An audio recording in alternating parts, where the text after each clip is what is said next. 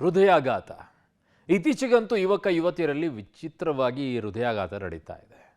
ಹೇಗೆ, ಯಾವ ರೀತಿಯಾಗಿ ಏನೂ ಅರ್ಥ ಆಗ್ತಿಲ್ಲ. ಹಾಸನದಲ್ಲಿ ವಿಪರೀತವಾಗಾಯಿತು. ಈಗ ಹಾವೇರಿ, ಧಾರವಾಡದಲ್ಲೂ ಕೂಡ ಈ ರೀತಿಯಾಗಿ ವರದಿಗಳು ಬರ್ತಾ ಇದೆ.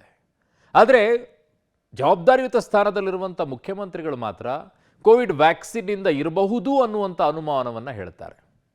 ಒಬ್ಬ ಜವಾಬ್ದಾರಿಯುತವಾಗಿರುವಂಥ ಮುಖ್ಯಮಂತ್ರಿಗಳು ಅದರ ಬಗ್ಗೆ ಅಧ್ಯಯನ ಆಗದೇನೆ ಈ ರೀತಿಯಾಗಿ ಹೇಳಬಾರದು, ಹೇಳಿದ್ದಾರೆ. ಅದು ಮತ್ತೊಂದಿಷ್ಟು ಆತಂಕಕ್ಕೆ ಕಾರಣವಾಗುತ್ತೆ. ಸ್ಟೋರಿ ನೋಡಿ. ಧಾರವಾಡದಲ್ಲಿ ಒಂದೇ ದಿನ ಇಬ್ಬರಿಗೆ ಹೃದಯಾಘಾತ. ಒಂದೇ ತಾಲೂಕಿನಲ್ಲಿ ಇಬ್ಬರ ಜೀವ ಕಸಿದ ಹೃದಯ ಸ್ತಂಭನ. ಮಲಗಿದ್ದಲ್ಲೇ ಸಾವನ್ನಪ್ಪಿದ ಇಬ್ಬರು. ಹೃದಯಾತಂಕ ಧಾರವಾಡ ಜಿಲ್ಲೆಗೂ ಕಾಲಿಟ್ಟಿದೆ.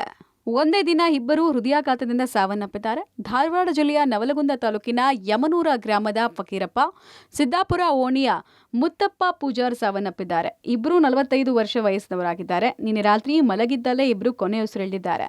ಕುಟುಂಬಸ್ಥರ ಆಕ್ರಂದನ ಮುಗಿಲು ಮುಟ್ಟಿದೆ. ಎದೆನೋವು ಎಂದು ಆಸ್ಪತ್ರೆಗೆ ನಡೆದುಕೊಂಡು ಬಂದ. ಕೆಲವೇ ನಿಮಿಷದಲ್ಲಿ ಸ್ಟ್ರೆಚರ್ ಮೇಲೆ ಹೋದ. ಇನ್ನು ಹೊಸಕೋಟೆ ನಗರದ ಸಿಲಿಕಾನ್ ಸಿಟಿ ಆಸ್ಪತ್ರೆಗೆ ಎದೆನೋವು ಅಂತ ನಡ್ಕೊಂಡು ಬಂದ ವ್ಯಕ್ತಿ ಕೆಲವೇ ನಿಮಿಷದಲ್ಲಿ ಬ್ರೈನ್ ಡೆಡ್ ಆಗಿ ಸ್ಟ್ರೆಚರ್ ಮೇಲೆ ಸಿಬ್ಬಂದಿ ಕರೆದೊಯ್ದ ಘಟನೆ ನಡೆದಿದೆ. ಹೊಸಕೋಟೆ 52 ವರ್ಷದ ಕೋನಪ್ಪ ಎದೆನೋವು ಅಂತ ಆಸ್ಪತ್ರೆಗೆ ಬಂದಿದ್ರು. ವೈದ್ಯರು ಚಿಕಿತ್ಸೆ ಕೊಡೋದಕ್ಕೆ ಮುಂದಾಗ್ತಾ ಇದ್ದ ಹಾಗೆ ಕಾರ್ಡಿಯಾಕ್ ಅರೆಸ್ಟ್ನಿಂದ ವ್ಯಕ್ತಿ ಕುಸಿದು ಬಿದ್ದಿದ್ದಾರೆ. ಹೆಚ್ಚಿನ ಚಿಕಿತ್ಸೆಗೆ ರವಾನಿಸೋಕೆ ಮುಂದಾಗ್ತಾ ಇದ್ದ ಹಾಗೆ ಕೋನಪ್ಪ ಮೆದುಳು ನಿಷ್ಕ್ರಿಯ ಆಗಿದೆ.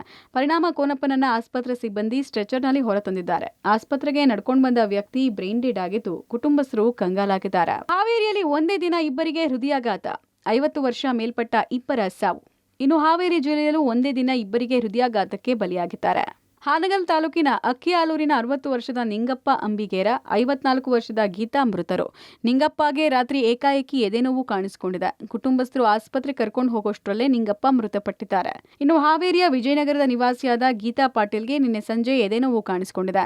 ತಕ್ಷಣ ಜಿಲ್ಲಾಸ್ಪತ್ರೆಗೆ ಕುಟುಂಬಸ್ಥರು ದಾಖಲಿಸಿದ್ರು. ಆದರೆ ಹೆಚ್ಚಿನ ಚಿಕಿತ್ಸೆಗೆ ದಾವಣಗೆರೆ ಜಿಲ್ಲಾಸ್ಪತ್ರೆಗೆ ದಾಖಲಿಸಲಾಯಿತು. ಚಿಕಿತ್ಸೆ ಫಲಕಾರಿಯಾಗದೆ ಗೀತಾ ಸಾವನ್ನಪ್ಪಿದ್ದಾರೆ. ಹೃದಯಾಘಾತಕ್ಕೂ ಕೋವಿಡ್ ವ್ಯಾಕ್ಸಿನ್ಗೂ ಸಂಬಂಧ ಇಲ್ಲ. ಹೃದಯಾಘಾತಕ್ಕೆ ವಯಸ್ಕರ ಜೀವನ ಶೈಲಿಯೇ ಕಾರಣ. ಐಸಿಎಂಆರ್ ಏಮ್ಸ್ ಜಂಟಿ ಅಧ್ಯಯನದ ಬಳಿಕ ವರದಿ. ರಾಜ್ಯದಲ್ಲಿ ವಯಸ್ಕರಲ್ಲಿ ಹೆಚ್ಚಾಗ್ತಾ ಇರುವ ಹೃದಯಾಘಾತ ಪ್ರಕರಣಗಳಿಗೆ ಕೋವಿಡ್ ವ್ಯಾಕ್ಸಿನ್ ಕಾರಣ ಇರಬಹುದು ಅನ್ನೋ ಚರ್ಚೆ ಆಗ್ತಾ ಇದೆ. ಈ ಬಗ್ಗೆ ಐಸಿಎಂಆರ್ ಮತ್ತು ಏಮ್ಸ್ ಜಂಟಿ ಅಧ್ಯಯನದ ಬಳಿಕ ವರದಿ ಕೊಟ್ಟಿದ್ದು, ಹೃದಯಾಘಾತಕ್ಕೂ ಕೋವಿಡ್ ವ್ಯಾಕ್ಸಿನ್ಗೂ ಸಂಬಂಧ ಇಲ್ಲ, ಬದಲಿಗೆ ಹೃದಯಾಘಾತಕ್ಕೆ ವಯಸ್ಕರ ಜೀವನ ಶೈಲಿಯೇ ಕಾರಣ ಅಂದಿದೆ. ಈ ವರದಿಯು ಹಠಾತ್ತನೆ ಸಾವನ್ನಪ್ಪಿದ ವ್ಯಕ್ತಿಗಳ ಮೇಲೆ ಕೇಂದ್ರೀಕರಿಸಿ ನಡೆಸಿದ ಅಧ್ಯಯನ ಆಗಿದೆ. ಅಧ್ಯಯನ ನಡೆದಿದ್ದು ಹೇಗೆ ಅಂತ ನೋಡೋದಾದ್ರೆ, ನಿಯಂತ್ರಣ ಅಧ್ಯಯನ ಎಂಬ ಶೀರ್ಷಿಕೆಯಡಿ ಅಧ್ಯಯನ ಆಗಿದೆ. 19 ರಾಜ್ಯ ಮತ್ತು ಕೇಂದ್ರಾಡಳಿತ ಪ್ರದೇಶದಲ್ಲಿ ನಡೆದಿರುವಂತಹ ಅಧ್ಯಯನ. 3ನೇ ಹಂತದ ಆಸ್ಪತ್ರೆಗಳ ಈ ಅಧ್ಯಯನ ನಡೆಸಲಾಗಿದೆ. ಮೇನಿಂದ ಆಗಸ್ಟ್ 2023ನೇ ತಾರೀಕು ತನಕ ಅಧ್ಯಯನ ನಡೆದಿದೆ. ಹಠಾತ್ತನೆ ಸಾವನ್ನಪ್ಪಿದ ವ್ಯಕ್ತಿಗಳನ್ನು ಕೇಂದ್ರೀಕರಿಸಿಕೊಂಡು ಸ್ಟಡಿ ಮಾಡಲಾಗಿದೆ. ವಯಸ್ಕರಲ್ಲಿ ಸಂಭವಿಸಿದ ಹೃದಯಾಘಾತಗಳ ಬಗ್ಗೆ ರಿಸರ್ಚ್ ಮಾಡಲಾಗಿದೆ. ಈ ಅಧ್ಯಯನಗಳ ಮೂಲಕ ಕೋವಿಡ್ ಲಸಿಕೆ ಮತ್ತು ದೇಶದಲ್ಲಿ ಹಠಾತ್ ಸಾವುಗಳ ವರದಿ ನಡುವೆ ಯಾವುದೇ ಸಂಬಂಧ ಇಲ್ಲ ಅಂತ ತಿಳಿಸಲಾಗಿದೆ. ಹಾಗಾದ್ರೆ ಹಠಾತ್ ಸಾವಿಗೆ ಕಾರಣ ಏನು ಅಂತ ನೋಡೋದಾದ್ರೆ, ಹೃದಯಾಘಾತಕ್ಕೆ ಜೀವನ ಶೈಲಿ ಕಾರಣ ಅಂತ ಹೇಳಲಾಗ್ತಿದೆ. ಆನುವಂಶಿಕವಾಗಿ ಈ ಕಾಯಿಲೆ ಬಂದಿರೋ ಸಾಧ್ಯತೆ ಇದೆ. ಈ ಕಾರಣದಿಂದ ಹಠಾತ್ ಸಾವು ಆಗ್ತಿದೆ ಅಂತ ವರದಿ ಕೊಡಲಾಗಿದೆ. ಹೃದಯಾಘಾತಕ್ಕೆ ಕೋವಿಡ್ ಲಸಿಕೆಯೂ ಕಾರಣನ? ಸಿಎಂ ಶಂಕೆ ಬಗ್ಗೆ ಆರೋಗ್ಯ ಸಚಿವ ದಿನೇಶ್ ಪ್ರತಿಕ್ರಿಯೆ. ರಾಜ್ಯದಲ್ಲಿ ಹೆಚ್ಚಾಗ್ತಾ ಇರುವ ಹೃದಯಾಘಾತದಿಂದ ಸಾವು ಪ್ರಕರಣಕ್ಕೆ ಕೋವಿಡ್ ಲಸಿಕೆ ಕೂಡ ಕಾರಣ ಇರಬಹುದು. ಈ ಬಗ್ಗೆ ಅಧ್ಯಯನ ಮಾಡಿ 10 ದಿನಗಳ ಒಳಗೆ ವರದಿ ನೀಡುವಂತೆ ಸಿಎಂ ಸಿದ್ದರಾಮಯ್ಯ ಆದೇಶ ಕೊಟ್ಟಿದ್ರು. ಈ ಬಗ್ಗೆ ಎಕ್ಸ್ನಲ್ಲಿ ಮಾಹಿತಿ ನೀಡಿದ್ರು. ಈ ಕುರಿತು ಆರೋಗ್ಯ ಸಚಿವ ದಿನೇಶ್ ಗುಂಡೂರಾವ್ ಪ್ರತಿಕ್ರಿಯೆ ಕೊಟ್ಟಿದ್ದಾರೆ. ನಾನು ಮುಖ್ಯಮಂತ್ರಿಗಳ ಟ್ವಿಟರ್ ನೋಡಿಲ್ಲ. ಕೋವಿಡ್ ಲಸಿಕೆಯಿಂದ ಹಲವರ ಜೀವ ಉಳಿದಿದೆ. ವಿಶ್ವದಾದ್ಯಂತ ಕೋವಿಡ್ ಲಸಿಕೆ ಅಡ್ಡ ಪರಿಣಾಮಗಳ ಬಗ್ಗೆ ಚರ್ಚೆ ಆಗ್ತಿದೆ, ಸಂಶೋಧನೆ ಕೂಡ ಆಗ್ತಿದೆ. ಇದನ್ನ ನೇರವಾಗಿ ಹೇಳಕ್ ಆಗಲ್ಲ ಅಂದಿದ್ದಾರೆ.